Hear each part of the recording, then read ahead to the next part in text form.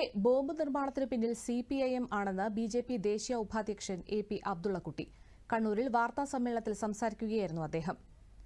സംഭവത്തിൽ കേന്ദ്ര ഏജൻസി അന്വേഷിക്കണമെന്നും AP അബ്ദുള്ളക്കുട്ടി ആവശ്യപ്പെട്ടു. നമ്മുടെ കണ്ണൂരിലെ ബോംബുമായി ബന്ധപ്പെട്ട വിഷയം, ആ വിഷയം നിങ്ങൾ മനസ്സിലാക്കേണ്ടത്, ഒരു 10-12 DYFI കുട്ടികൾ വിചാരിച്ചാൽ ഈ ഹൈടെക് ബോംബ് ഉണ്ടാക്കാൻ പറ്റില്ല.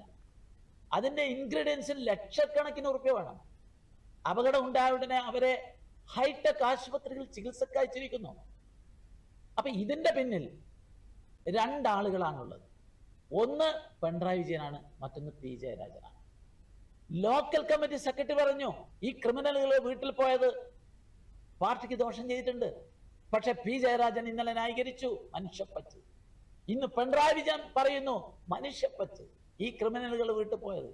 അതുകൊണ്ട് CPM-ന്റെ ഒത്താശയോടുകൂടിയാണ് ഈ ബോംബ് നിർമ്മാണം. എന്തിനു വേണ്ടിയാണ്? ഭയപ്പെടുത്തി സംഘർഷം ഉണ്ടാക്കുക.